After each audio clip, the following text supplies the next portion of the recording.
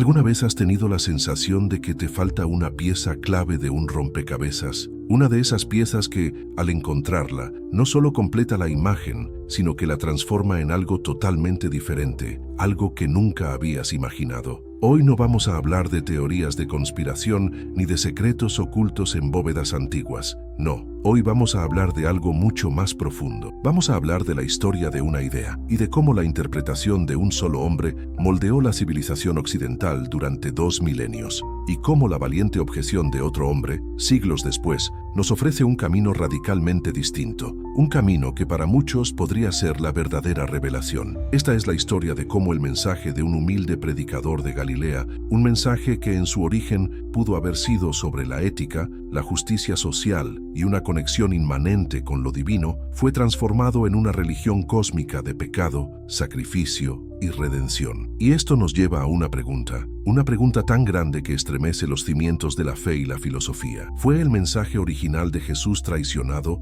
o simplemente fue completado por el hombre que nunca lo conoció en persona, el apóstol Pablo? ¿O acaso ambos se equivocaron y la verdad la susurró un filósofo judío expulsado de su propia comunidad, Baruch Spinoza, 1600 años después? Antes de sumergirnos en este océano de preguntas, quiero pedirte algo. Tómate un segundo y escribe en los comentarios desde qué país y qué ciudad nos estás viendo, y a qué hora es para ti en este momento. Me fascina ver cómo esta comunidad se extiende por todo el mundo, unida por la misma curiosidad. Y si estás viendo esto en tu celular, si lo que vamos a explorar hoy resuena contigo, te pido una sola vez que presiones ese botón para hipar el video. No tienes idea de cuánto ayuda eso a que este mensaje llegue a más mentes inquietas que, como tú y como yo, no se conforman con las respuestas prefabricadas. Ahora sí, prepárense. Lo que van a escuchar a continuación no es una simple lección de historia. Es una invitación a desaprender, a cuestionar y, finalmente, a decidir por ustedes mismos. Para entender el cataclismo intelectual que representan Pablo y Spinoza, primero debemos transportarnos. Debemos sentir el polvo de las calzadas romanas en nuestros pies y el frío de los canales de Ámsterdam en nuestros huesos. Empecemos por el mundo que dio a luz al cristianismo. Imaginen el siglo I. Judea no es un lugar tranquilo. Es un caldero hirviendo bajo la sandalia de hierro del Imperio Romano. Décadas de ocupación, impuestos asfixiantes, gobernadores corruptos como Poncio Pilato y una sensación constante de humillación nacional. En este ambiente cargado de fervor y desesperación, la esperanza no era una idea abstracta, era una necesidad vital. Y esa esperanza tenía un nombre: el Mesías. ¿Pero qué significaba Mesías para un judío del siglo I? No era una idea única y monolítica. Para algunos, los celotes, el Mesías sería un líder militar, un nuevo David que aplastaría a los romanos con la espada y restauraría el reino de Israel. Para otros, como los esenios, comunidades ascéticas que vivían en el desierto, el Mesías sería una figura sacerdotal, un maestro de justicia que purificaría el templo y restauraría la pureza del culto. Y para otros, como los fariseos, el grupo al que pertenecía un joven y brillante erudito de la ciudad de Tarso llamado Saulo, el Mesías vendría cuando Israel alcanzara la perfecta obediencia a la ley de Dios, la Torá. Este era el mundo de Saulo de Tarso, un mundo binario de luz y oscuridad, de obediencia y pecado, de Israel y los gentiles. Saulo era un prodigio, ciudadano romano por nacimiento, lo que le daba un estatus privilegiado, pero judío de la tribu de Benjamín por linaje y fariseo por convicción. Había estudiado en Jerusalén a los pies del gran rabino Gamaliel. Para él, la ley de Moisés no era un conjunto de sugerencias, era el aliento mismo de Dios.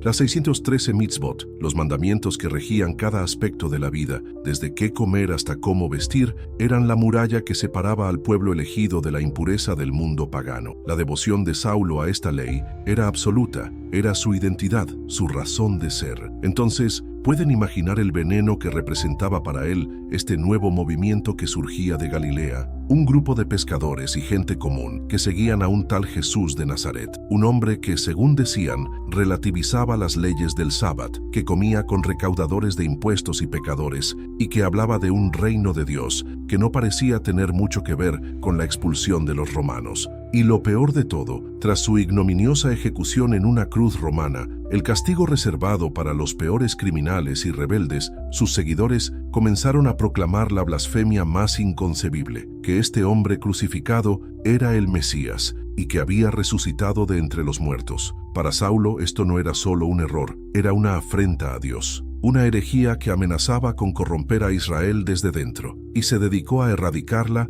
con el fuego de un celo puro e implacable. Mientras tanto, a más de 3.000 kilómetros de distancia y 1.500 años en el futuro, otro joven judío se enfrentaba a su propio mundo de certezas y herejías. Ámsterdam, siglo XVII, la Edad de Oro holandesa. La ciudad es un hervidero de comercio, arte y pensamiento. Es la Venecia del norte, un faro de una relativa tolerancia en una Europa desgarrada por las guerras de religión. Para los judíos sefardíes, como la familia de Baruch Spinoza, Ámsterdam era un refugio. Sus antepasados habían sido los conversos o marranos de España y Portugal, judíos que bajo la amenaza de la Inquisición habían sido forzados a convertirse al catolicismo, pero que en secreto, durante generaciones, habían mantenido vivas sus tradiciones. El trauma de la persecución, la experiencia de vivir una doble vida, la exposición forzada al pensamiento cristiano, todo eso viajó con ellos a la libertad de los Países Bajos. Esta comunidad judía de Ámsterdam era única, era próspera, orgullosa, pero también profundamente conservadora y temerosa. Habiendo escapado por poco del fanatismo católico,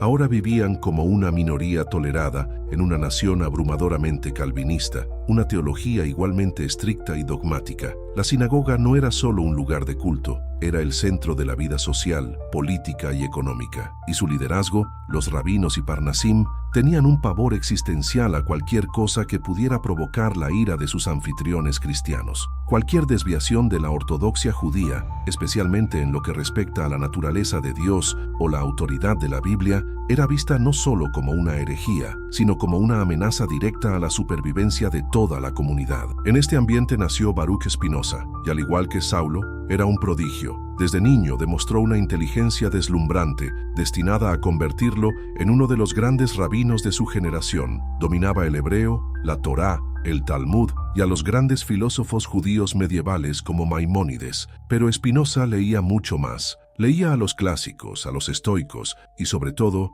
leía a los nuevos y revolucionarios pensadores de su tiempo. Hombres como René Descartes, que había enseñado al mundo a dudar de todo, a desmantelar la realidad hasta encontrar un único punto de certeza. Pienso, luego existo. La revolución científica estaba en pleno apogeo. Las viejas explicaciones del mundo, basadas en la autoridad de Aristóteles y la Biblia, se estaban desmoronando ante el poder del telescopio, el microscopio y la fría lógica de las matemáticas. Spinoza respiró este nuevo aire de racionalismo y se dio cuenta de algo aterrador y liberador a la vez. El Dios de sus padres, el Dios de Abraham, Isaac y Jacob, el Dios que da leyes, que se enoja, que premia y castiga, que elige a un pueblo sobre otro, ese Dios personal y antropomórfico no tenía sentido en un universo que, a través de la ciencia y la razón, se revelaba como un sistema infinito, ordenado y gobernado por leyes eternas e inmutables. Un Dios que interrumpe sus propias leyes para hacer un milagro. Para Spinoza,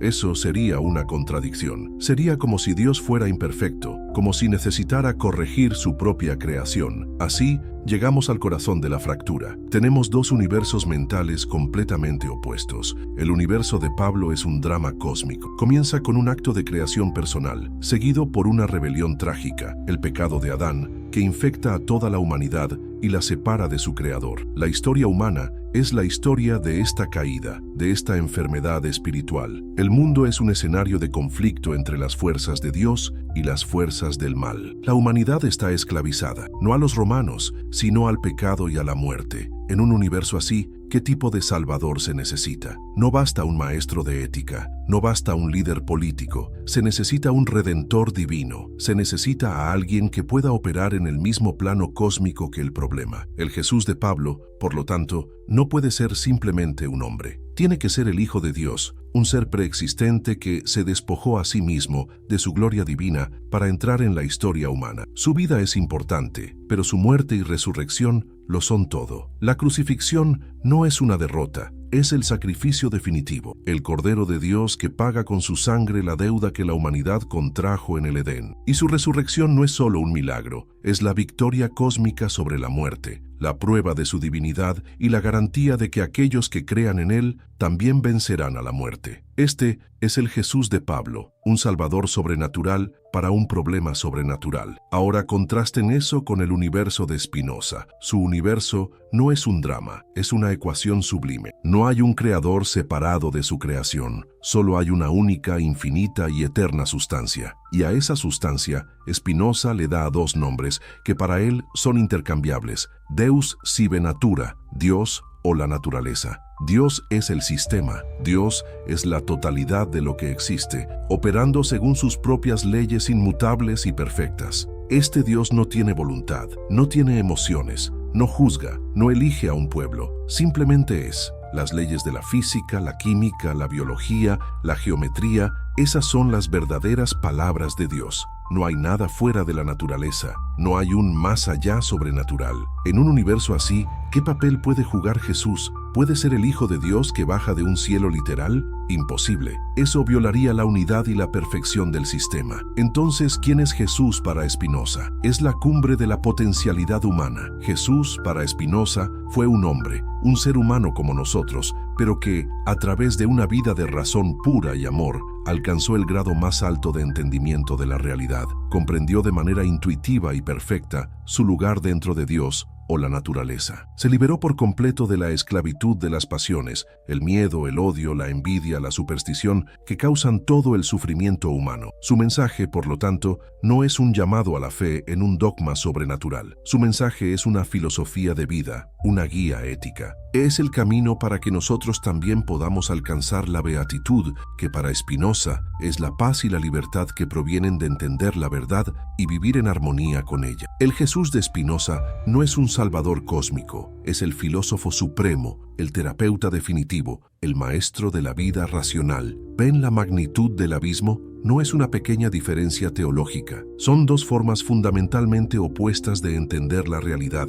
a Dios y, por lo tanto, a Jesús. La pregunta que debemos hacernos es, ¿cuál de estas dos visiones se acerca más a lo que el predicador de Galilea realmente quiso decir? ¿O es esa siquiera la pregunta correcta? Profundicemos ahora en el concepto de la ley, porque es aquí donde la ruptura entre Pablo y la tradición y la reinterpretación de Spinoza se vuelven absolutamente sísmicas. Para el judaísmo del Segundo Templo, la Torá, la ley de Moisés, era el centro de todo. Piensen en ella no como un código legal en el sentido moderno, sino como un pacto vivo, una constitución divina que definía la identidad de Israel. La ley era un regalo y una carga, era el camino a la santidad, la forma de imitar a Dios y mantener el orden del mundo. Cada mandamiento, desde los 10 mandamientos hasta las más minuciosas regulaciones sobre la pureza ritual, era una pieza de un intrincado tapiz diseñado para hacer de Israel un reino de sacerdotes y una nación santa. Saulo, el fariseo,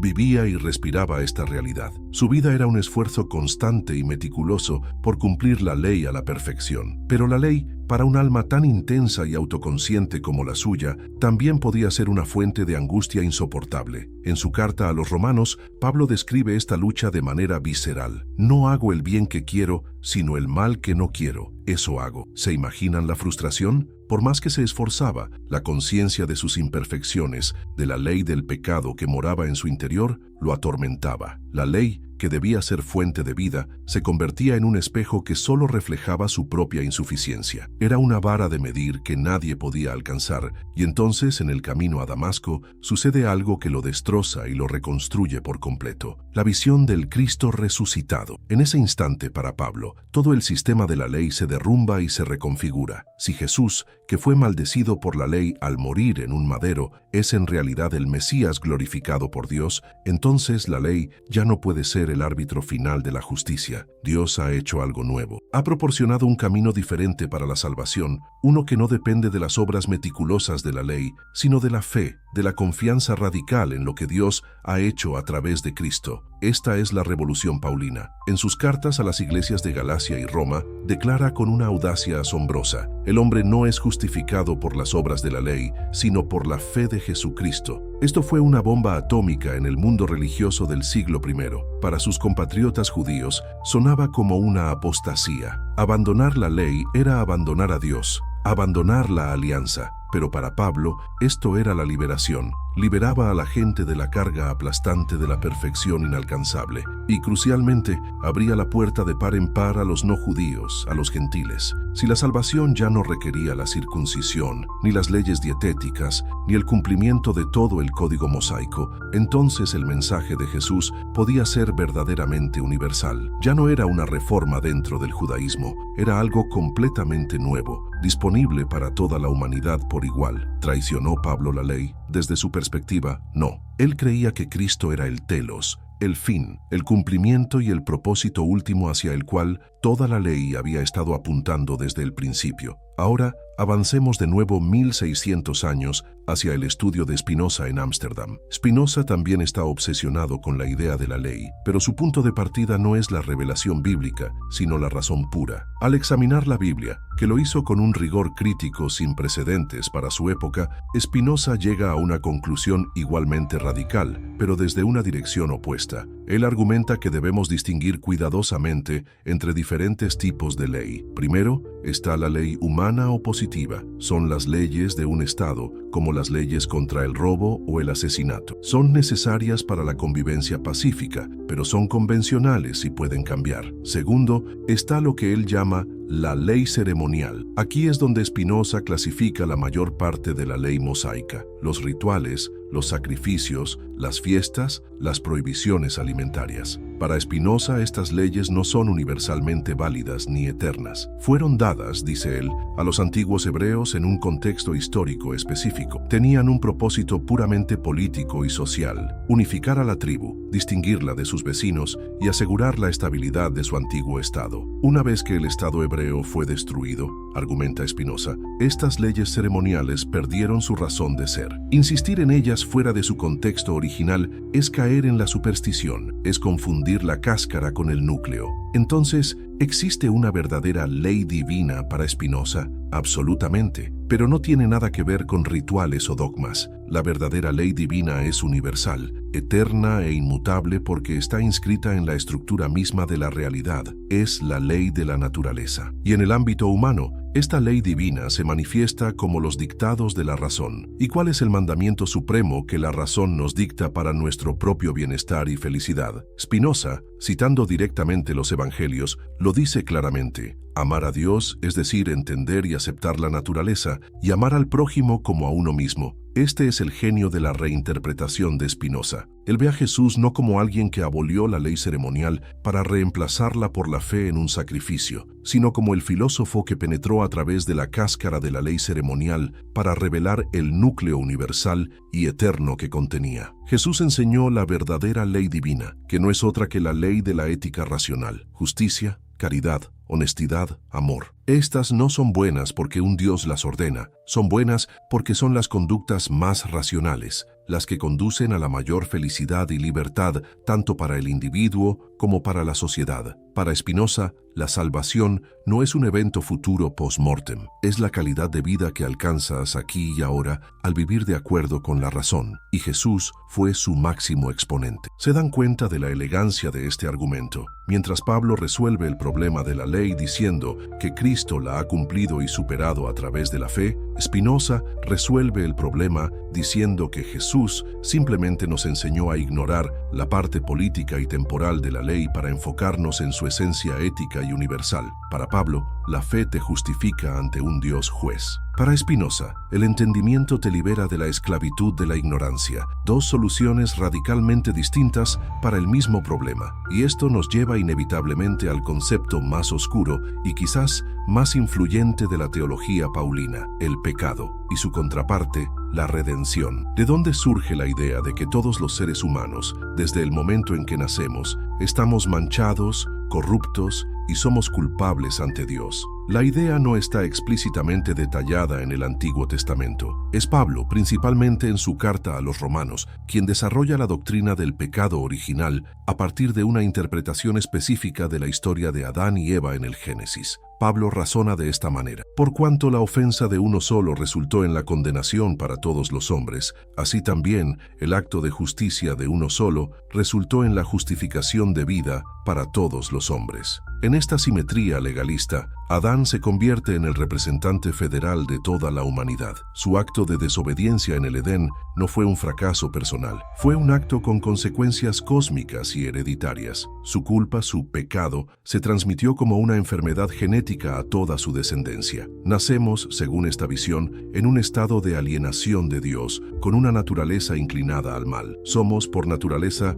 hijos de ira. Pensemos por un momento en las implicaciones psicológicas y filosóficas de esta doctrina. Si el problema es innato, si está en nuestro ADN espiritual, entonces no hay nada que podamos hacer por nosotros mismos para solucionarlo. Ninguna cantidad de buenas obras, de esfuerzo moral, de meditación o de filosofía puede borrar esa mancha original. Estamos fundamentalmente rotos y necesitamos un rescate que venga de fuera de nuestro sistema corrupto. La doctrina del pecado original crea una necesidad existencial para una solución igualmente radical y externa, y la solución de Pablo es la expiación vicaria. Vicario significa en lugar de otro. Jesús, el nuevo Adán, el ser perfecto y sin pecado, ocupa nuestro lugar. En la cruz Él no muere simplemente como un mártir. Él toma sobre sí mismo la ira de Dios, el castigo que nosotros merecíamos por nuestra rebelión heredada. Al que no conoció pecado, por nosotros lo hizo pecado, escribe Pablo. Su muerte es una transacción divina,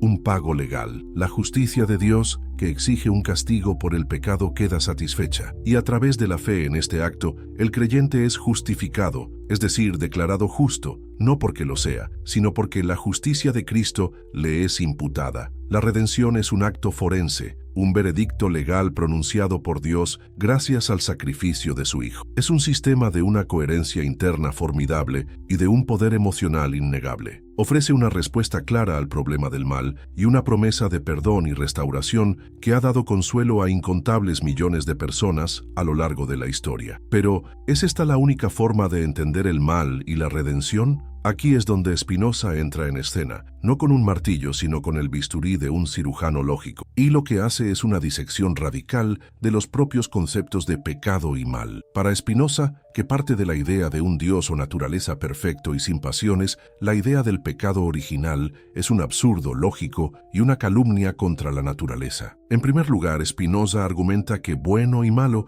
no son cualidades objetivas en las cosas, sino juicios subjetivos que hacemos en relación con nuestros propios deseos y necesidades. La lluvia es buena para el agricultor y mala para el turista. La lluvia en sí misma no es ni buena ni mala, simplemente sucede de acuerdo a las leyes de la meteorología. Extrapolar nuestras categorías humanas de bien y mal al funcionamiento total de la naturaleza es un error fundamental, una proyección de nuestra limitada perspectiva. Entonces, ¿de dónde viene el sufrimiento humano, lo que comúnmente llamamos mal? Para Spinoza no viene de una culpa heredada, sino de la ignorancia y de lo que él llama las pasiones. Cuando un ser humano actúa movido por el miedo, el odio, la codicia, la envidia o la soberbia, está en un estado de servidumbre. No es libre, es un esclavo de fuerzas externas y de ideas confusas sobre lo que es verdaderamente bueno para él. Cuando lastimamos a otros o a nosotros mismos, es porque no comprendemos adecuadamente nuestra propia naturaleza, la naturaleza de los demás, y nuestro lugar en el orden de las cosas. El pecado, en el sistema de Spinoza, es sinónimo de ignorancia, de error intelectual y emocional. No es una ofensa contra un Dios Rey, es un error de cálculo sobre cómo alcanzar nuestro propio bienestar. Si el problema es la ignorancia, ¿cuál es la solución? No puede ser un sacrificio de sangre. No se cura la ignorancia matando a alguien, se cura la ignorancia con conocimiento. La redención o salvación de Spinoza es, por lo tanto, un proceso de liberación intelectual y psicológica. Es el camino de la razón. Es aprender a entender nuestras pasiones, a no ser arrastrados por ellas y a actuar en base a un conocimiento claro de lo que nos beneficia de verdad a largo plazo, que siempre incluye el bienestar de la comunidad en la que vivimos. La libertad es el poder de actuar según los dictados de tu propia razón, en lugar de ser una marioneta de tus impulsos. Y en este esquema, ¿quién es Jesús? Jesús es el ejemplo supremo de esta libertad. Él fue el hombre que vivió una vida enteramente guiada por la razón y el amor, que son dos caras de la misma moneda para Spinoza. Su mensaje no fue, cree en mi sacrificio para ser perdonado. Su mensaje fue, sigue mi ejemplo, busca el entendimiento, ama a tu prójimo, y encontrarás la libertad y la paz mental, la beatitud, que es la verdadera salvación. La redención no es algo que Jesús hace por nosotros, Es un camino que Él nos muestra para que lo recorramos nosotros mismos. Es una terapia, no un juicio. Una vez más, estamos ante dos mundos. El mundo de Pablo, donde la humanidad es una acusada en un juicio cósmico, declarada culpable desde su nacimiento y salvada por la intervención de un abogado divino que paga la fianza con su propia vida. Y el mundo de Spinoza, donde la humanidad es como un paciente en un hospital, sufriendo de la enfermedad de la ignorancia y las pasiones, y donde Jesús es el médico brillante que nos enseña la cura, el régimen de la razón, la ética y el entendimiento. La pregunta entonces resuena con una fuerza aún mayor. ¿Qué somos? ¿Criminales que necesitan perdón o pacientes que necesitan una cura? ¿La condición humana se define por la culpa o por la ignorancia? La respuesta que elijas no solo determinará tu visión de Jesús, sino tu visión de ti mismo y de cada ser humano que te rodea. Y esa decisión tiene consecuencias ineludibles en cómo vivimos nuestras vidas, cómo construimos nuestras sociedades y qué tipo de futuro nos esforzamos por crear. Te invito a que compartas este video con un amigo, uno solo, ese amigo o amiga con quien tienes conversaciones profundas, para que juntos puedan explorar estas preguntas. Porque esta no es una discusión para tenerla en soledad, es una conversación que la humanidad necesita tener urgentemente.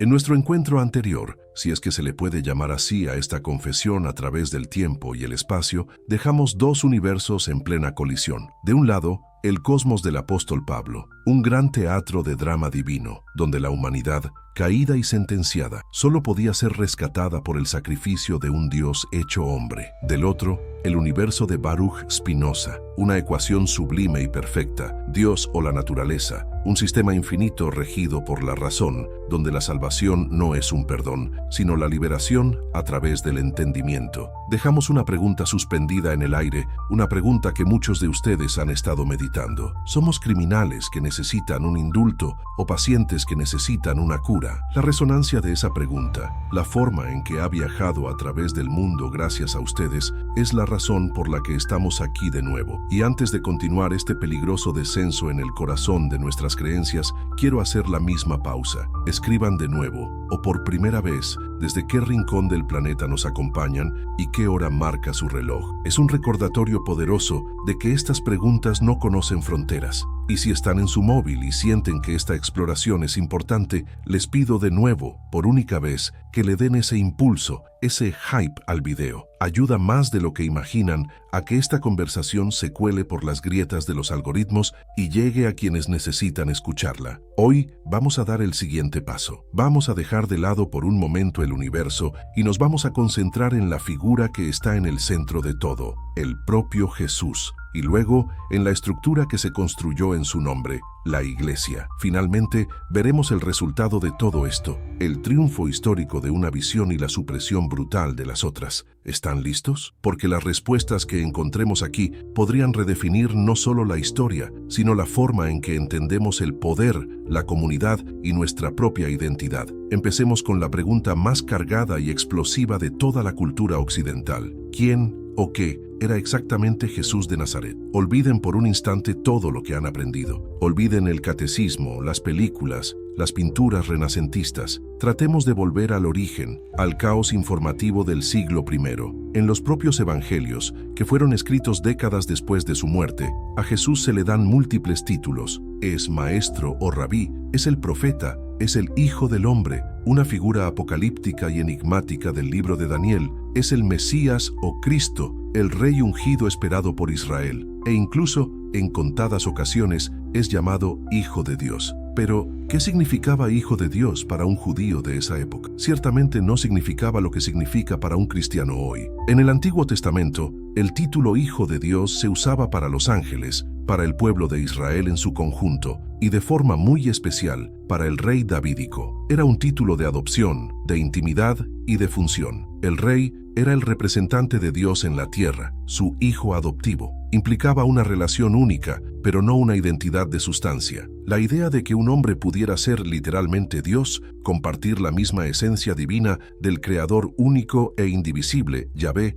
habría sido para la mayoría de los judíos del siglo I no solo una herejía, sino una blasfemia demencial. El pilar del judaísmo es el Shema Israel. Escucha, oh Israel, el Señor nuestro Dios, el Señor es uno. La unidad y trascendencia de Dios era y es innegociable. Ahora, introduzcamos en esta ecuación a Pablo. Recordemos que Pablo nunca conoció al Jesús terrenal. Su conocimiento de Jesús no vino de haber caminado con él por Galilea, sino de sus visiones del Cristo resucitado y glorificado, y de las tradiciones que circulaban en las primeras comunidades. Y es en las cartas de Pablo, los documentos cristianos más antiguos que poseemos, anteriores incluso a los evangelios, donde vemos ocurrir una transformación cristológica asombrosa. Pablo toma esos títulos existentes y los inyecta con un significado cósmico y metafísico sin precedentes, derivado de su propia experiencia y de su inmersión en el pensamiento helenístico. Fallamos a uno de los textos más sublimes y revolucionarios de toda la antigüedad,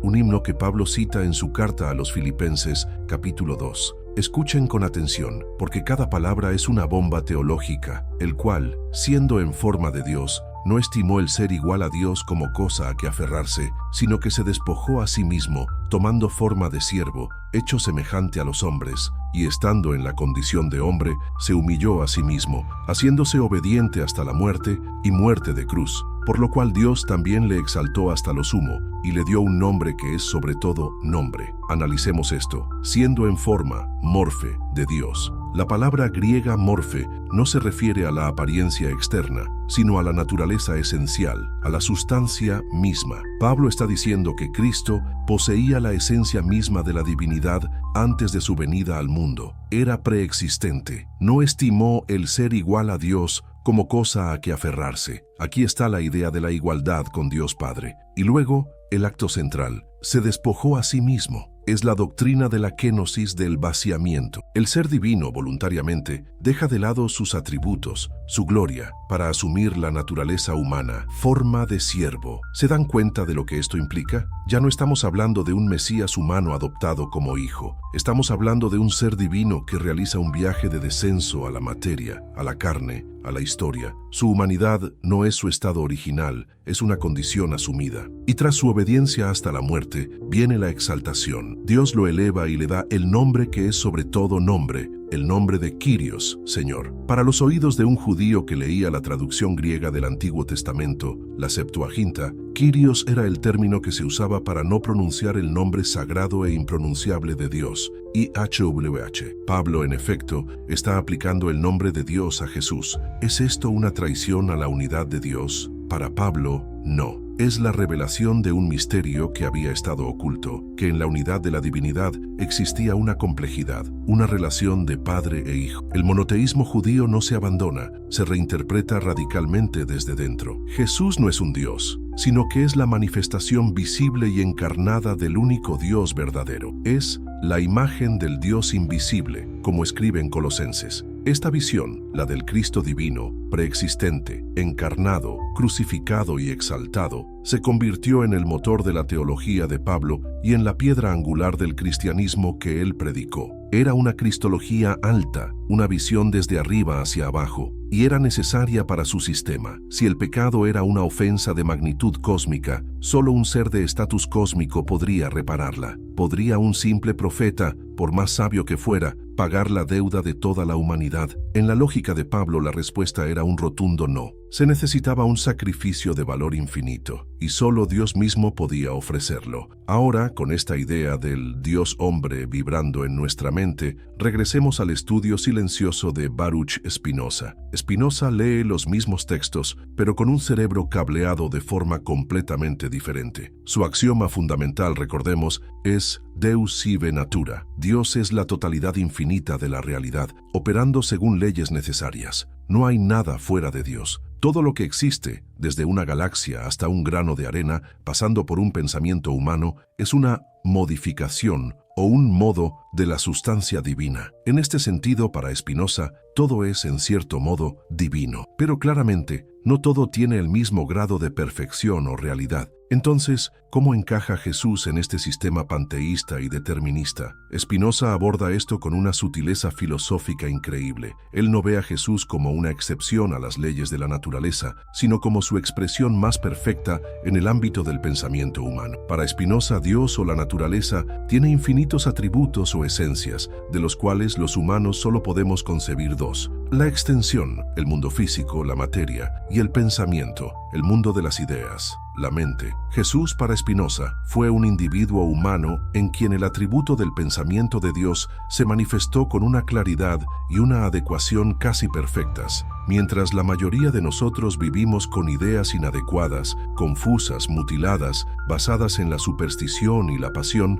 Jesús poseyó la mente de Cristo, es decir, un entendimiento intuitivo y directo de la verdad, de las leyes de la naturaleza, de la esencia de Dios. Jesús no fue Dios encarnado en el sentido paulino, una sustancia divina que se mete en un cuerpo humano. Más bien, fue una mente humana que alcanzó una unión tan perfecta con el intelecto infinito de Dios que sus palabras y sus actos expresaban la verdad divina sin distorsión. Por eso Spinoza puede decir en una de sus cartas que el eterno Hijo de Dios, es decir, la eterna sabiduría de Dios, se ha manifestado en todas las cosas y especialmente en la mente humana y más que en ninguna otra, en Cristo Jesús. ¿Ven la diferencia? Para Pablo, Jesús es una anomalía divina que entra en la historia. Para Spinoza, Jesús es la cumbre de la potencialidad humana dentro de la historia, el ejemplo de lo que la razón puede lograr. Spinoza también aborda los milagros, un pilar de la divinidad de Jesús en los evangelios. Para Pablo,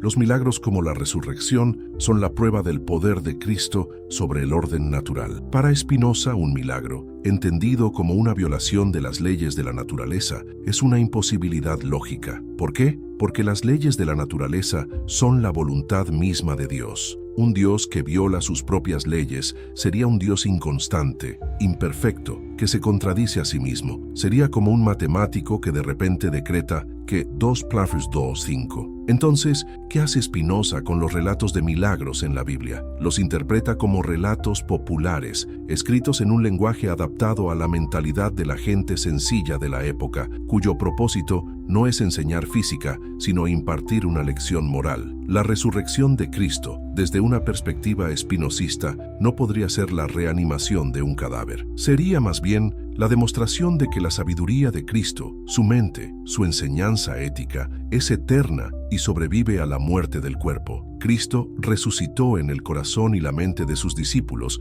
quienes continuaron viviendo según su ejemplo. Es una resurrección espiritual y filosófica, no biológica. Esta controversia sobre la naturaleza de Jesús no fue un simple debate académico. Fue la batalla que definió al cristianismo. En los siglos III y IV, el Imperio Romano se vio convulsionado por esta misma disputa. De un lado estaban los herederos de Pablo, liderados por figuras como Atanasio de Alejandría, que defendían la plena divinidad de Jesús y su coigualdad con el Padre. Del otro lado estaba Arrio, un presbítero que sostenía una visión que, curiosamente, se parecía en algo a la de Spinoza, aunque en un marco teológico. Arrio afirmaba que el Hijo era una criatura, la primera y más excelsa de todas, pero no eterna, ni de la misma sustancia que el Padre. Hubo un tiempo, decía Arrio, en que el Hijo no era. La lucha fue feroz, con excomuniones, disturbios y la intervención del propio emperador Constantino. Finalmente, en el año 325, en el Concilio de Nicea, se impuso la visión paulina atanasiana. Se redactó el Credo Niceno, que declara que Jesús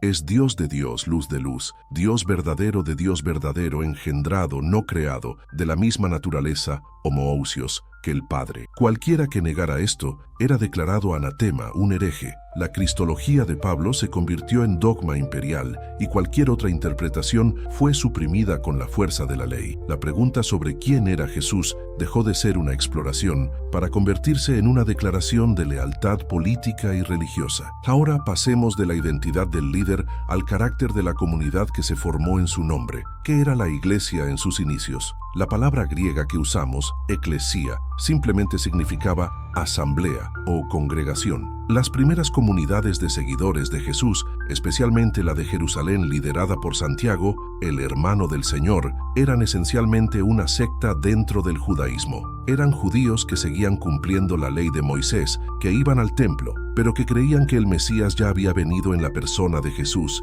y que pronto regresaría para consumar su reino. Su identidad seguía siendo fundamentalmente judía, pero entonces, de nuevo, irrumpe Pablo, el apóstol de los gentiles, y su visión de la Iglesia es algo completamente nuevo y revolucionario. Para Pablo, la Iglesia no es simplemente una asociación de creyentes, es un organismo vivo, místico, es el cuerpo de Cristo. Esta no es solo una bonita metáfora, es su eclesiología fundamental. En una sociedad romana obsesionada con el estatus, la jerarquía y las divisiones étnicas, la idea del cuerpo de Cristo era dinamita social, porque así como el cuerpo es uno y tiene muchos miembros, pero todos los miembros del cuerpo, siendo muchos, son un solo cuerpo. Así también Cristo escribe en 1 Corintios. Piensen en lo que esto significaba para una comunidad como la de Corinto, una ciudad portuaria bulliciosa, llena de ricos y pobres, esclavos y libres, griegos, romanos y judíos. En el cuerpo de Cristo, dice Pablo,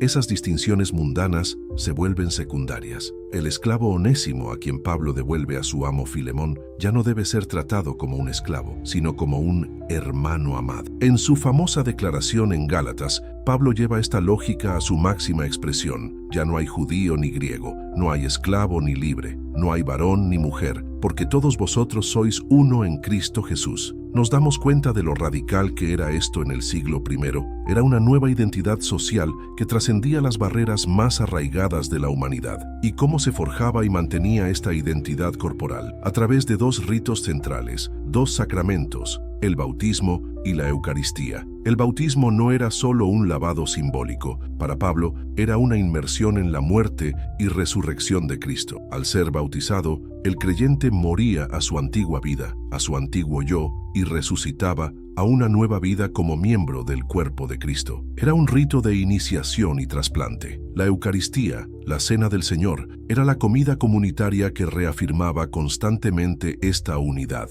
Al compartir el pan y el vino, que Pablo identifica místicamente con el cuerpo y la sangre de Cristo, la comunidad no solo recordaba su sacrificio, sino que se constituía y se fortalecía como un solo organismo. Era un acto de profunda comunión, tanto vertical con Cristo como horizontal entre los miembros. La Iglesia de Pablo es, por tanto, una entidad mística y sacramental, el cuerpo viviente de Cristo en la tierra, animado por su Espíritu. Y ahora, contrastemos esto con la visión de la comunidad en Spinoza. Spinoza, que vivió el fanatismo religioso de primera mano, desconfiaba profundamente de cualquier institución que reclamara autoridad sobre las conciencias de las personas. Su ideal de comunidad no era una iglesia, sino un Estado racional y democrático. En su tratado teológico-político, una de las obras más incendiarias de su tiempo, Spinoza argumenta que el fin último del Estado no es dominar o infundir miedo, sino liberar a cada individuo de ese miedo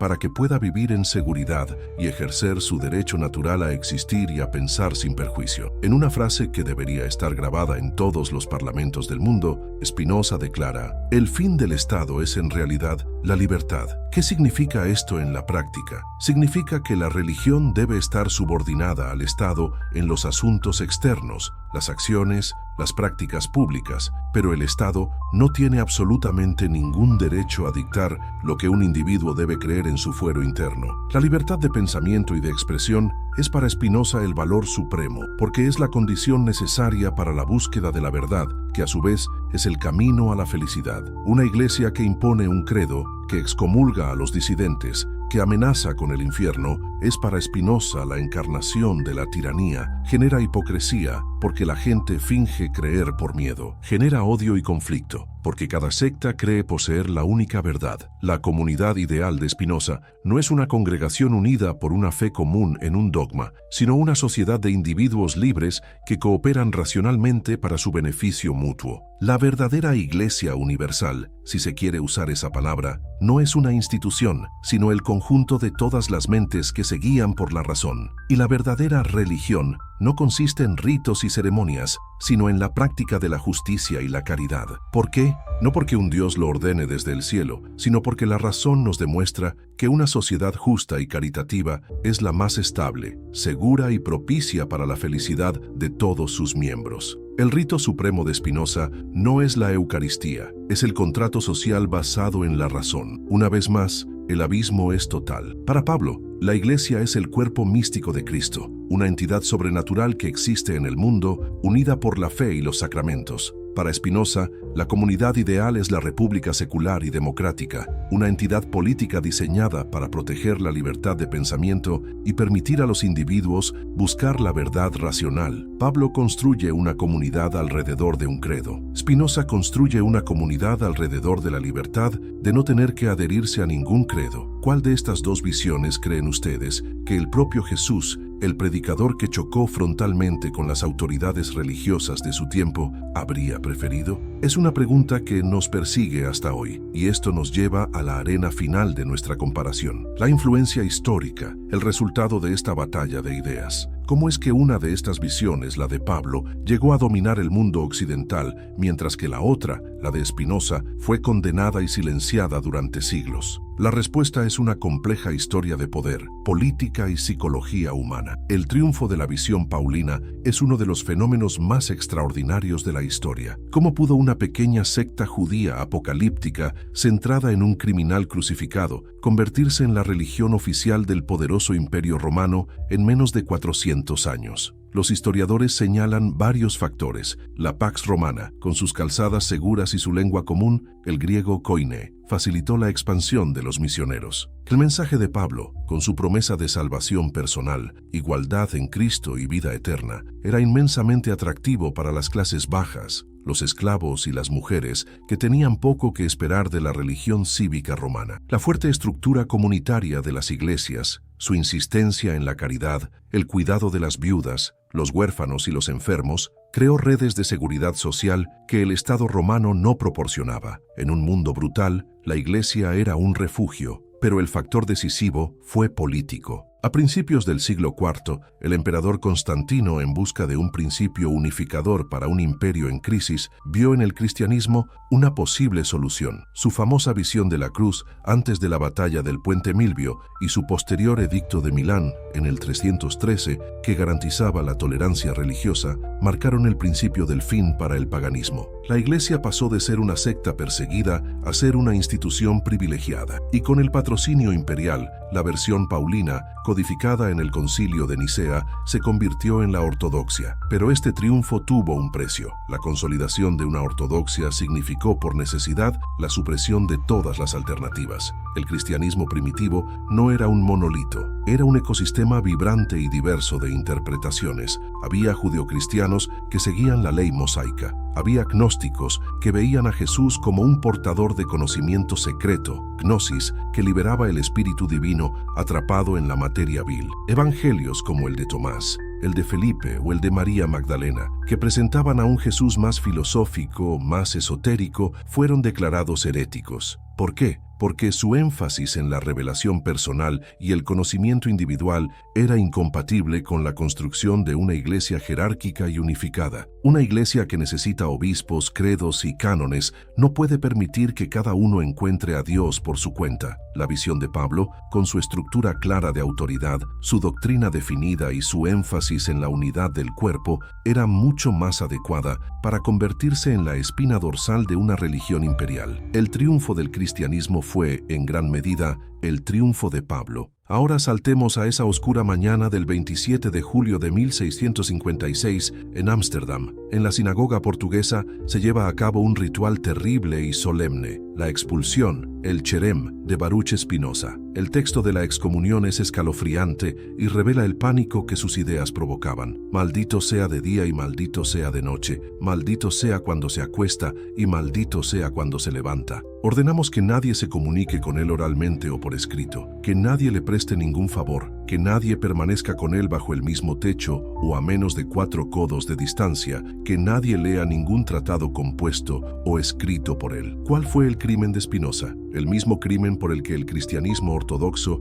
había perseguido a los herejes durante siglos. El crimen de pensar diferente. Spinoza estaba demoliendo los pilares no solo del judaísmo, sino de toda religión revelada. Su negación de un Dios personal, de la creación desde la nada, de los milagros, de la inmortalidad personal y de la autoridad divina de la Biblia, era una amenaza existencial. Si Spinoza tenía razón, entonces las sinagogas y las iglesias no eran la casa de Dios, eran teatros de la superstición. Los rabinos y los sacerdotes no eran los intermediarios de Dios, eran los guardianes de una ilusión. Su filosofía no solo era una herejía, era una declaración de independencia de la mente humana, y por eso fue silenciado. Sus libros fueron prohibidos. Vivió una vida modesta y aislada, puliendo lentes para sobrevivir, mientras en secreto escribía las obras maestras que cambiarían el mundo. Pero las ideas, las verdaderas ideas, tienen una forma de sobrevivir. El pensamiento de Spinoza no murió con él. Se convirtió en una corriente subterránea que alimentó las raíces de la Ilustración. Filósofos como John Locke, David Hume y los enciclopedistas franceses, aunque no siempre lo admitieran, bebieron de su crítica racionalista a la religión y de su defensa de la libertad. Poetas como Goethe se declararon spinozistas. Científicos como Einstein, cuando le preguntaron si creía en Dios, respondieron: creo en el Dios de Spinoza, que se revela en la armonía ordenada de lo que existe, no en un Dios que se preocupa por los destinos y las acciones de los seres humanos. El legado de Spinoza no es una iglesia, ni un credo, ni millones de seguidores. Su legado es algo quizás más intangible pero igualmente poderoso. Es el permiso para dudar. Es la audacia de aplicar la razón a los textos más sagrados. Es la visión de una espiritualidad que no requiere renunciar a la ciencia y de una ética que no necesita la amenaza del infierno. Es el fundamento filosófico de la sociedad secular y libre en la que muchos de nosotros afortunadamente vivimos hoy. Así que aquí los tenemos. El triunfo abrumador de Pablo, que construyó la estructura religiosa, social y psicológica de Occidente, y el legado silencioso pero tenaz de Spinoza, que plantó las semillas de la modernidad, la ciencia y la libertad de conciencia. No podemos entender nuestro mundo sin entender a Pablo, pero quizás no podemos ser verdaderamente libres en nuestro mundo sin entender a Spinoza. La historia al final no ha terminado. La conversación entre estos dos gigantes continúa y ocurre ahora mismo, en tu propia mente. Te pido por última vez que compartas esto con alguien, no para convencerlo de nada, sino para invitarlo a esta misma conversación, porque de la calidad de estas conversaciones depende en gran medida la calidad de nuestro futuro. Hemos llegado. Si estás aquí ahora, es porque has caminado con nosotros a través de los escombros de 2 milenios de historia. Has sentido la colisión de 2 universos, el drama cósmico de Pablo y la sublime ecuación de Spinoza. Hemos puesto en duda la identidad misma de Jesús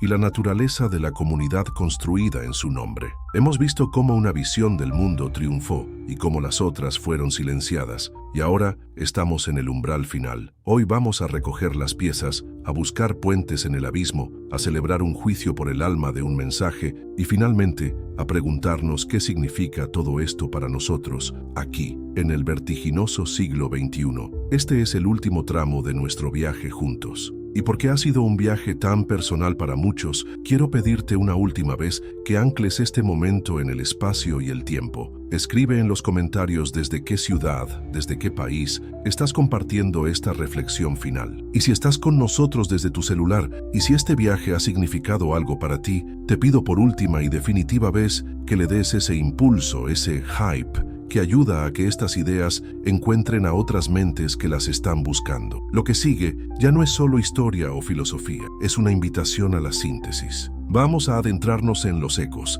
en las resonancias inesperadas entre estos dos titanes. Vamos a atrevernos a juzgar la historia. Y lo más importante, vamos a dejarte a ti con las herramientas para construir tu propia respuesta. Porque si algo hemos aprendido, es que nadie puede hacer esa tarea por ti. Prepárate. La conclusión no es un final, es un comienzo. Podría parecer una locura, después de todo lo que hemos expuesto, sugerir que podría existir un punto de encuentro entre el apóstol Pablo, el místico de la fe, y Baruch Spinoza, el geómetra de la razón. Uno habla de pecado y gracia, el otro de ignorancia y entendimiento. Uno se arrodilla ante un Cristo divino, el otro admira a un filósofo supremo. Parecen habitar planetas diferentes. Y sin embargo, si afinamos el oído y escuchamos más allá del estruendo de sus diferencias dogmáticas, empezamos a percibir resonancias, armonías inesperadas, como si ambos estuvieran describiendo la misma montaña desde vertientes opuestas. Es posible que en lo más profundo de sus sistemas,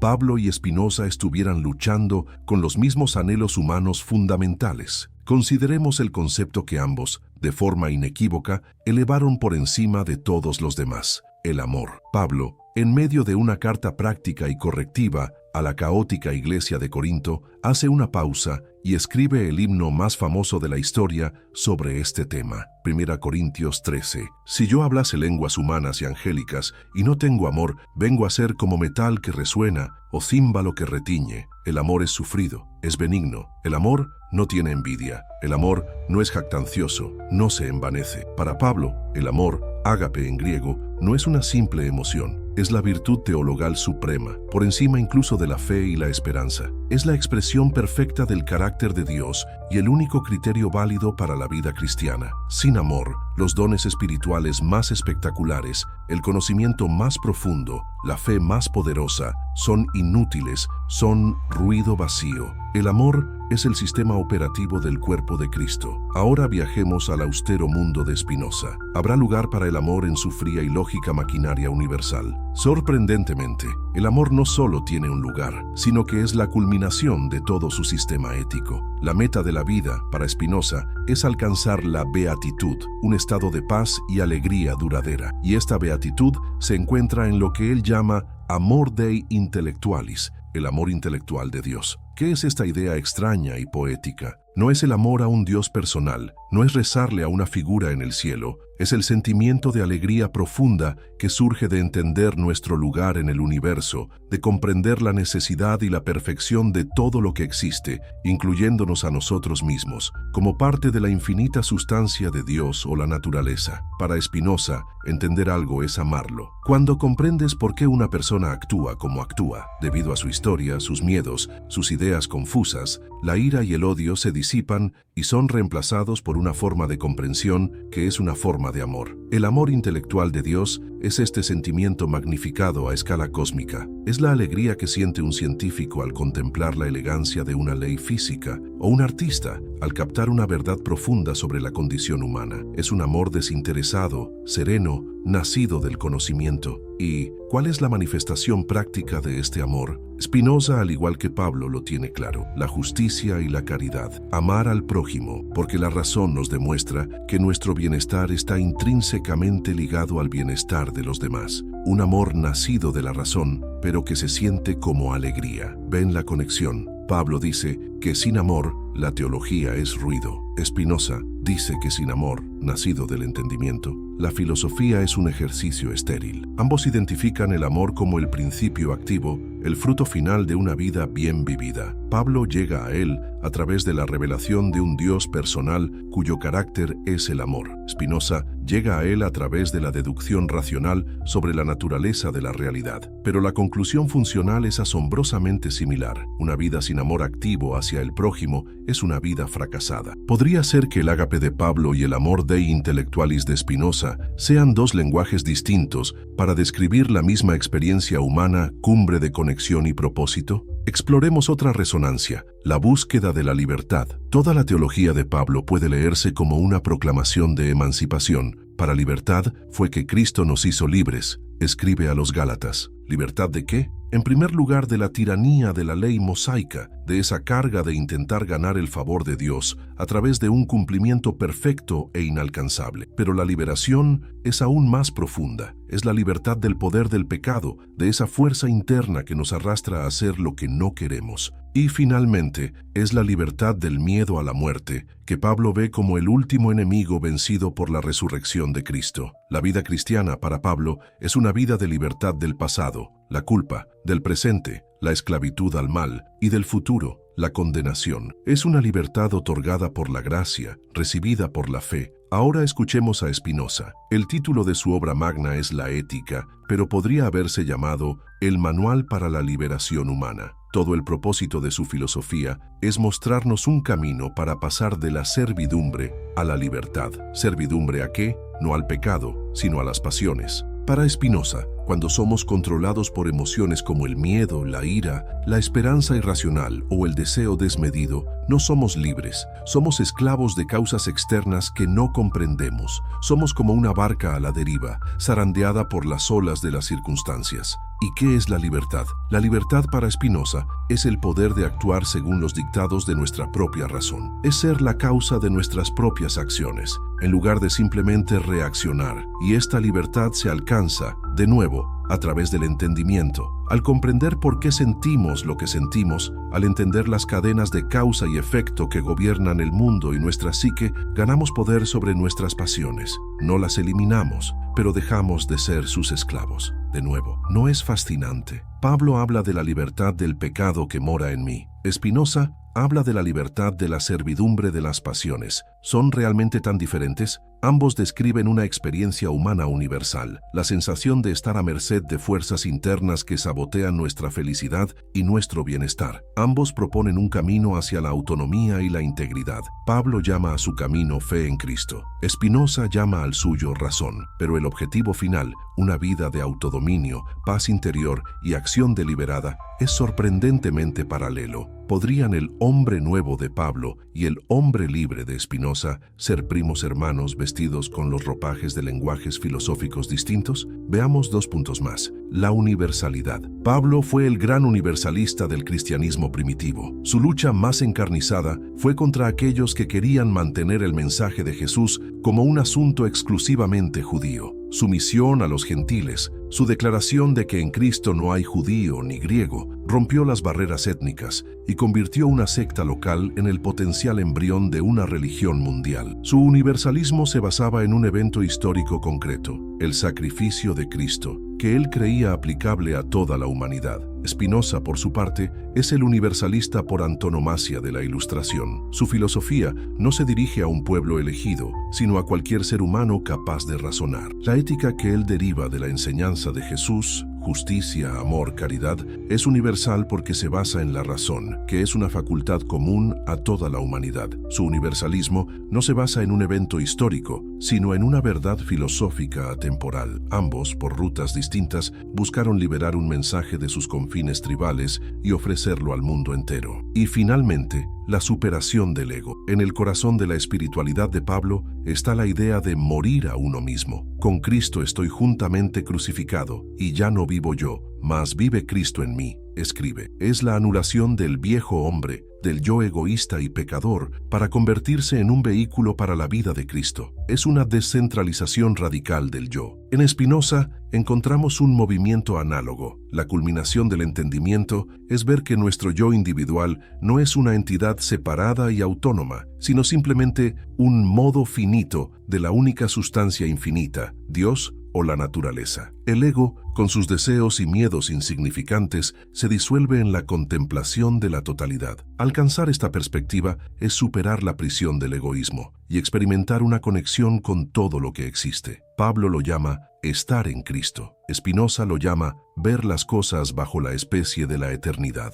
¿No son ambas fórmulas para la misma experiencia trascendental de ir más allá de los límites de nuestro pequeño yo? No debemos ser ingenuos. Las diferencias entre Pablo y Spinoza son inmensas y reales, pero estos puntos de encuentro nos sugieren que quizás el debate no es tan simple como fe contra razón. Quizás ambos estaban intentando, con las herramientas culturales y conceptuales de sus respectivas épocas, articular respuestas a las preguntas más profundas de la existencia humana. ¿Cómo amar? ¿Cómo ser libre? ¿Cómo trascender nuestro ego? ¿Cómo encontrar un principio universal que nos una? Reconocer estas resonancias no es borrar las diferencias, es humanizar a ambos pensadores y reconocer que la búsqueda de la verdad puede tomar caminos muy extraños y paralelos. Y ahora, con esta comprensión más matizada, atrevámonos a entrar en la sala del tribunal. El juicio que ha estado pendiente durante toda nuestra conversación. La pregunta está en el aire, cargada de peso histórico. ¿Quién traicionó a quién? ¿Fue Pablo el que desvió el mensaje original de Jesús? ¿O fue Spinoza el que lo despojó de su esencia? Vamos a escuchar los argumentos de la fiscalía y la defensa para cada uno. Primero, el caso contra Pablo. El fiscal se pone en pie. La acusación es grave. Pablo de Tarso, usted tomó a un rabino judío, un maestro de ética y sabiduría llamado Jesús de Nazaret, y lo convirtió en el ídolo de un culto de misterio pagano. El Jesús de la historia, el que caminó por Galilea, habló en parábolas sobre el reino de Dios, la justicia para los pobres y el amor al prójimo. Su religión era la religión de Jesús, una forma radical de vivir el judaísmo, centrada en la inminencia de Dios y la ética del corazón. Pero usted, Pablo, que nunca lo conoció, que solo tuvo unas visiones febriles en un camino polvoriento, creó una religión sobre Jesús. Usted, Pablo, reemplazó la ética por la dogmática. En lugar de centrarse en cómo vivir, exigió creer en una serie de proposiciones metafísicas complejas. La preexistencia, la encarnación, el sacrificio expiatorio, la Trinidad. ¿Dónde enseñó Jesús estas cosas? ¿Dónde habló Jesús del pecado original, de esa mancha hereditaria que usted tomó de una lectura forzada del Génesis para construir todo su sistema? El Jesús de los Evangelios dice, arrepiéntanse y sigan el camino. Usted dice, crean que mi muerte ha pagado su deuda legal. Son dos mensajes fundamentalmente distintos. Usted, Pablo, reemplazó la simple comunidad de seguidores con el concepto místico y jerárquico de la Iglesia como cuerpo de Cristo, una estructura que con el tiempo daría lugar a príncipes, papas e inquisidores. Usted reemplazó el énfasis de Jesús en los marginados de Israel con una misión universal que, si bien parecía inclusiva, en la práctica lo que hizo fue desarraigar el mensaje de su suelo judío original, haciéndolo irreconocible para los que lo escucharon primero. El filósofo Friedrich Nietzsche, actuando como testigo de la fiscalía, lo llamó a usted el genio del odio, el verdadero fundador del cristianismo, que por venganza contra el judaísmo que no podía cumplir, inventó un salvador que abolía la ley. En resumen, la acusación es que usted no fue el apóstol de Jesús, sino su primer y más exitoso hereje. Usted traicionó el mensaje. Ahora se levanta el abogado defensor de Pablo. Su tono es apasionado. La defensa argumenta que la acusación es anacrónica e ignora la realidad espiritual. Pablo no traicionó a Jesús. Él fue el único que, a través de la revelación divina, comprendió el verdadero significado cósmico de su vida, muerte y resurrección. Los otros discípulos, los que caminaron con Jesús, estaban aturdidos, confundidos, vieron al hombre, pero no comprendieron el evento divino que estaba ocurriendo a través de él. Pablo, liberado de la familiaridad del Jesús terrenal, pudo ver al Cristo eterno. ¿Fue Pablo quien inventó un Dios que muere y resucita? No. Ese patrón, el del Dios que muere para traer nueva vida, resuena en las mitologías más profundas de la humanidad porque responde a una verdad arquetípica. Pablo no paganizó a Jesús. Él reveló cómo Jesús era el cumplimiento y la realidad de todos esos anhelos mitológicos. Él no reemplazó la ética por el dogma. Al contrario, fundamentó la ética en una realidad teológica. ¿Por qué amar al prójimo? No solo porque es una buena idea, sino porque hemos sido amados primero por un Dios que se sacrificó por nosotros. La gracia para Pablo no es una excusa para no vivir éticamente. Es el motor que hace posible una vida ética que de otro modo sería imposible. Sin Pablo, argumenta la defensa, el movimiento de Jesús se habría marchitado como una de tantas sectas judías mesiánicas del siglo I.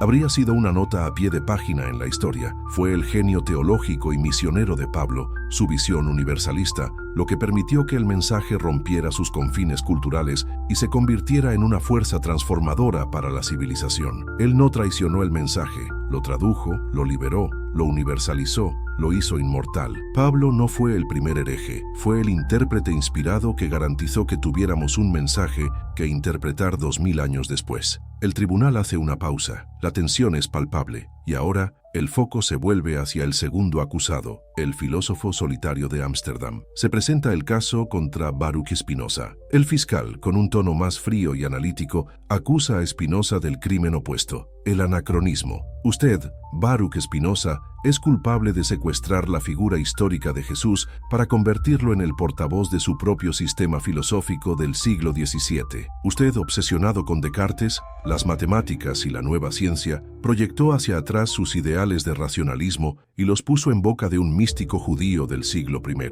Lo convirtió en esencia en un miembro de la Real Sociedad de Londres que accidentalmente nació en Galilea. Usted, en su afán por crear una religión puramente racional, despojó a Jesús de todo lo que lo hacía él mismo. Ignoró el contexto apocalíptico de su predicación, minimizó su profunda identidad judía, descartó como fábulas para ignorantes los elementos sobrenaturales que son centrales en todas nuestras fuentes primarias, los evangelios. ¿Qué queda del Jesús de la historia en su retrato? Un maestro de moral estoica, un sabio gentil que predica la razón y la calma. Un retrato admirable, sin duda, pero ¿es Jesús o es simplemente Marco Aurelio con un nombre judío? Usted, Spinoza, critica a los teólogos por crear un Dios a su imagen y semejanza, un rey con ira y celos. Pero, ¿no hizo usted exactamente lo mismo? ¿No creó un Jesús a su propia imagen y semejanza, un filósofo racionalista, un geómetra de la ética? Al eliminar el misterio, el escándalo, la particularidad histórica y la otredad radical de Jesús, usted lo convirtió en un concepto filosófico útil, pero sin vida. Lo traicionó no al corromper su mensaje, sino al vaciarlo de su sangre, de su contexto, de su poder para conmocionar y transformar a través de lo no racional. Su Jesús es admirable, pero es un Jesús domesticado, un león al que se le han arrancado los dientes y las garras. Y finalmente se levanta el abogado defensor de Spinoza. Su voz es tranquila, pero firme. La defensa sostiene que Spinoza no secuestró a Jesús, sino que lo liberó. Lo liberó de una prisión de 1500 años de dogmas, supersticiones y apropiaciones políticas. Spinoza no proyectó la razón sobre Jesús. Él tuvo la agudeza de ver el núcleo profundamente racional, que siempre estuvo allí, enterrado bajo capas de mitología y teología eclesiástica. Spinoza no ignoró la historia. Al contrario, fue uno de los primeros en aplicar un método histórico crítico a la Biblia, tratando de entenderla en su propio contexto. Y su conclusión fue que el propósito de los autores bíblicos no era enseñar ciencia o metafísica, sino inculcar la obediencia y la moral. Lo que Spinoza hizo fue un acto de destilación. Buscó separar el mensaje ético universal y atemporal de Jesús de la parafernalia cultural y mitológica específica del siglo I en la que venía envuelto. Lejos de domesticar a Jesús, Spinoza reveló su verdadera radicalidad. ¿Qué es más radical? ¿Creer en un milagro que suspende las leyes de la naturaleza por un momento? ¿O proponer, como hizo Jesús según Spinoza, que la verdadera divinidad se encuentra en la práctica de la justicia y el amor, aquí y ahora, dentro de las leyes inmutables de la realidad? El Jesús de la Iglesia, argumenta la defensa, se convirtió en una figura que exige sumisión intelectual a un credo. El Jesús de Spinoza es una figura que nos empodera a usar nuestra propia razón para alcanzar la libertad. Spinoza no nos dio un Jesús sin sangre, nos dio un Jesús cuyo mensaje no depende de la sangre de un sacrificio, sino de la fuerza del intelecto y la voluntad humana para buscar la verdad. No fue un traidor, fue un restaurador, fue el arqueólogo que, con paciencia y coraje, limpió la estatua original para que pudiéramos ver su verdadera y luminosa forma. El juicio termina, no hay un veredicto del tribunal, porque en este caso el jurado eres tú. El jurado es cada persona que se enfrenta a estas preguntas. ¿Hubo una traición o simplemente dos interpretaciones, dos traducciones de un mensaje tan profundo que ninguna época, ninguna filosofía puede agotarlo? Y así llegamos al final de nuestro camino al siglo XXI. ¿Qué hacemos con este legado conflictivo? ¿Por qué debería importarnos hoy esta batalla entre un apóstol del siglo I y un filósofo del siglo XVII? Nos importa porque la tensión entre Pablo y Spinoza es la tensión que define nuestra era. Vivimos en un mundo moldeado por ambos. La relevancia de Pablo hoy es innegable. En un mundo cada vez más individualista, fragmentado y secular, donde las antiguas comunidades se han disuelto, la visión paulina sigue ofreciendo algo que anhelamos desesperadamente: pertenencia. Su idea del cuerpo de Cristo, una comunidad unida por un propósito trascendente, donde cada miembro es valorado y tiene una función, es un poderoso antídoto contra la soledad y la anomia de la vida moderna. En un mundo lleno de cinismo, su mensaje de gracia, de un perdón inmerecido que puede borrar el pasado y ofrecer un nuevo comienzo, sigue siendo una fuente de esperanza radical para millones. La teología de Pablo, con todo su drama cósmico, le da un sentido y una narrativa a la existencia que muchas personas no encuentran en ningún otro lugar. Pero al mismo tiempo, la relevancia de Spinoza es más aguda que nunca. Vivimos en la era de la ciencia, la era del genoma humano, del telescopio James Webb, de la inteligencia artificial. Para muchos, el universo de milagros, ángeles y demonios de Pablo simplemente ya no es una opción intelectualmente viable, y es aquí donde Spinoza nos ofrece un camino, nos ofrece una espiritualidad sin sobrenaturalismo, una forma de sentir una profunda conexión con el cosmos, un sentimiento oceánico de pertenencia a la naturaleza, sin tener que creer en dogmas que contradicen la evidencia científica. Nos ofrece una ética robusta, basada en la razón y el interés propio bien entendido, que no depende de la promesa de un cielo o la amenaza de un infierno. En una era de polarización y fanatismo religioso, su llamado a la libertad de pensamiento y a una sociedad secular donde personas con diferentes creencias puedan coexistir pacíficamente no es solo relevante, es una cuestión de supervivencia. Entonces, estamos condenados a elegir. Debemos aceptar la fe consoladora de Pablo o la fría razón liberadora de Spinoza. Quizás esa sea la pregunta equivocada. Quizás la verdadera sabiduría del siglo XXI consista en negarse a elegir. ¿Es posible, acaso, reconciliar a estos dos gigantes en nuestra propia vida? Podemos, por ejemplo, valorar la comunidad, el ritual y la narrativa de la tradición paulina mientras mantenemos una actitud espinosista de escepticismo crítico hacia sus afirmaciones dogmáticas. Podemos practicar una ética del amor y la justicia, inspirada por el Jesús que ambos admiran, pero fundamentándola en la razón y la empatía humana, como sugiere Spinoza, en lugar de en un decreto divino. Podemos aprender a vivir con la tensión, a mantener dos ideas opuestas en la mente al mismo tiempo, entendiendo que cada una ilumina una faceta diferente de la compleja verdad humana. Al final, este largo viaje a través de la historia y las ideas no tenía como objetivo darte una respuesta definitiva, tenía como objetivo devolverte la pregunta que las instituciones religiosas a menudo nos quitan. ¿Quién es Jesús para ti? ¿Qué es la libertad para ti? ¿Qué es el amor para ti? Pablo y Spinoza no son los dueños de estas preguntas, son simplemente dos de sus más brillantes y provocadores interlocutores. Nos han proporcionado un lenguaje, un marco, un espejo, pero la tarea de la síntesis, la tarea de construir un sentido para tu propia vida, es tuya y solo tuya. No hubo una traición, hubo una explosión, un mensaje tan denso y potente que al estallar en la historia proyectó fragmentos en direcciones muy diferentes. Pablo recogió los fragmentos de la fe, el misterio y la comunidad, y con ellos construyó una catedral que ha albergado a la humanidad durante siglos. Spinoza recogió los fragmentos de la razón, la ética y la libertad, y con ellos diseñó el andamiaje de un mundo nuevo, el nuestro. Quizás nuestra tarea ahora sea aprender a ser tanto arquitectos de catedrales como diseñadores de mundos nuevos, honrar nuestra necesidad de misterio y pertenencia sin sacrificar jamás nuestro compromiso con la razón y la libertad, y en el centro de todo, mantener viva la simple pero revolucionaria enseñanza que tanto Pablo como Spinoza, a su manera, vieron en el corazón de todo, que una vida dedicada al amor y al entendimiento es la única vida que merece ser llamada divina. Gracias por caminar este sendero con nosotros. La conversación no termina aquí. Apenas comienza, compártela, medítala y sobre todo, vívela.